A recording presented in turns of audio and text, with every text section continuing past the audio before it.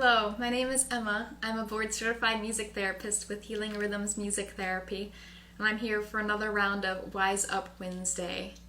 June is Alzheimer's and Brain Awareness Month, so we're going to be talking about the brain, music, and Alzheimer's.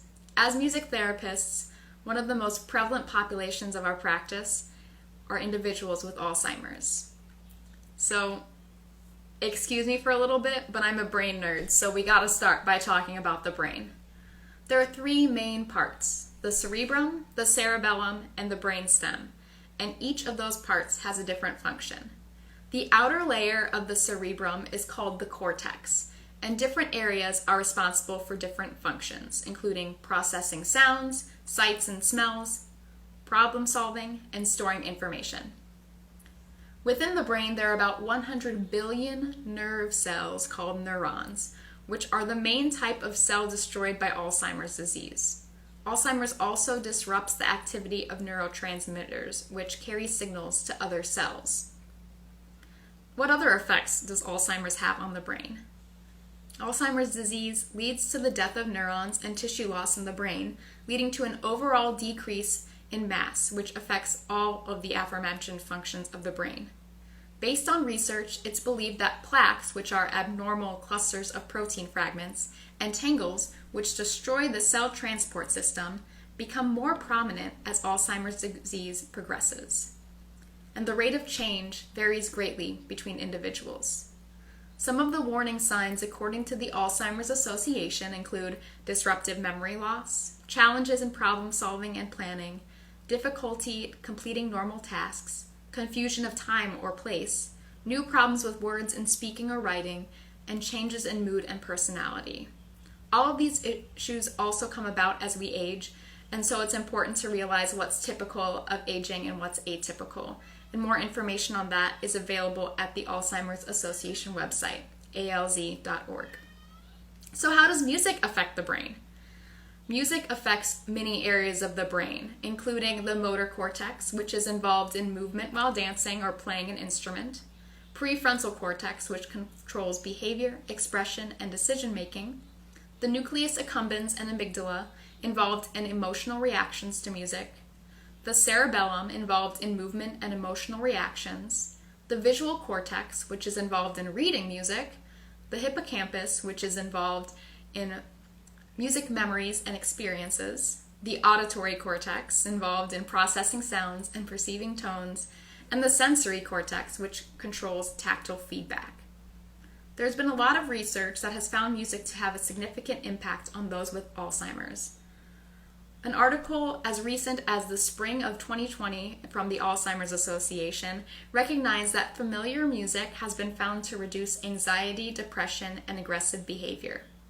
Some studies have even found music can aid in swallowing and pain management in those with Alzheimer's dementia.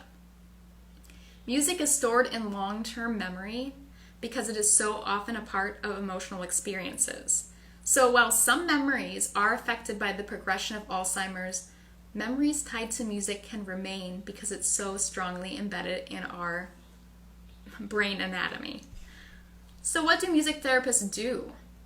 We provide opportunities for memory recall, for reminiscence and quality of life, positive changes in mood and emotions, a sense of autonomy and success, reality orientation, anxiety and stress reduction for older adults and caregivers, non-pharmacological management of pain or discomfort, sensory stimulation, structure to promote movement and vocal fluency, as well as structure throughout the day, emotional intimacy through shared music experiences, and social interactions with caregivers and families, just to name a few. All of these are listed on the American Music Therapy Association website. Some of the interventions we might use with older adults with Alzheimer's include instrument play. We might do call and response. So I might sing something and then they might sing it back to me. Or I might play something and then they'll have to access their short-term memory and working memory to respond to that. Modeling, so them paying attention and focusing on me and repeating what I'm doing. Singing familiar songs. Maybe they can't remember what they had for breakfast, but they might be able to remember the words to You Are My Sunshine. lyric recall. I might start singing a song like, beautiful, beautiful, and wait for them to say, brown eyes. Individualized playlists. So we recognize that preferred music of the individual is very important for response, so individualized playlists can be made. And music-based reminiscence. I might sing Green, Green Grass of Home, and then ask them, what did your house look like when you were growing up? Did you live in the country or in the city? Questions like that are based in music. Overall, music helps improve the quality of life of those affected by neurologic disorders, as well as their caregivers and loved ones. And there have been many accounts and stories told in news articles, research, and throughout the community regarding music's impact on individuals with Alzheimer's. And as a music therapist that works with older adults, I've experienced this personally. I don't know how many times I tell people that I work as a music therapist with older adults and they say, oh, my mom or my dad had that when they were in the nursing home and it made so much of a difference. And I want to share some of those stories with you today. It was actually a family member that had Alzheimer's that has encouraged me to advocate for this population and continues to inspire me to work with them using music. Her response to music in her last moments was just incredible to me. A family once said to me as I was working as a music therapist that I helped them connect with their loved one in a new way by singing songs from her childhood. The family members were unaware that she knew any German, but music brought back memories of her childhood when her family members spoke German in the household when I sang a German verse of Silent Night around Christmas time. A patient also once told me, music stays with you your whole life. Music brings back memories, which are the most important thing. Oftentimes, I choose a familiar song and a patient with Alzheimer's can recall hearing the song in a certain time of their life or during a specific event, and it amazes me. They can say, oh, I heard that song in 1946 when I was sitting in my car and it was first on the radio. Can't believe what memories come back with the music sometimes. I've also experienced music helping with agitation and difficulty with anxiety that are common for those with Alzheimer's. Many patients feel relaxed with music and even fall asleep to the music presented live when they were just previously calling out for help. A musical example of this is a patient that I had who really liked Elvis.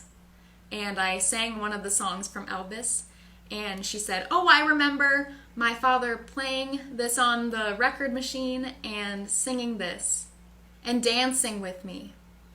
So here is the song, I'll Take You Home Again, Kathleen.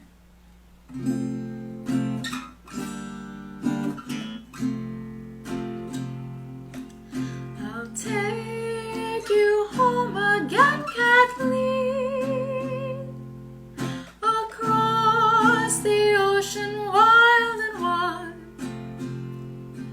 to where your heart has ever been.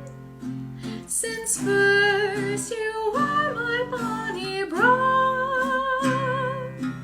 the roses all have left your cheek. I've watched them fade away and die.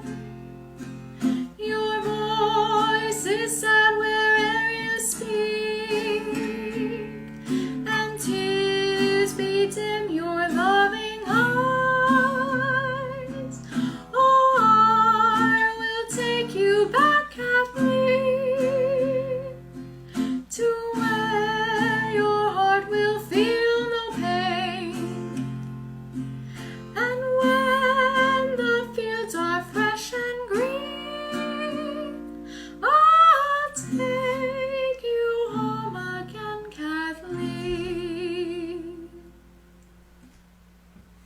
And one of the times I played this for her, she actually got up and danced with her caregiver, and she was pretty much either in a wheelchair or in a stationary chair most of the time.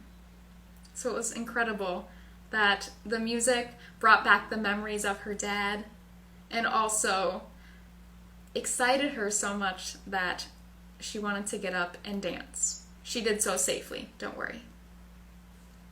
Oliver Sacks, a prominent neurologist and advocate for the music therapy profession, stated, "I regard music therapy as a tool of great power in many neurological disorders, Parkinson's and Alzheimer's, because of its unique capacity to organize or reorganize cerebral function when it has been damaged." To read more of his studies regarding the brain and music, check out the book Musicophilia or watch the movie And the Music Never Stopped. And for more information about Alzheimer's and the brain, visit alz.org, and to learn more about music therapy, visit musictherapy.org. There are a variety of ways to get involved with Alzheimer's awareness, including a walk to end Alzheimer's. This will be my second year participating. Woo! And if you'd like to support me at all, feel free to leave a comment below or message me or get involved yourself. Start a team. Join a walk somewhere. They're all over the place. Thank you all for tuning in to this Wise Up Wednesday, and stay wise, I guess.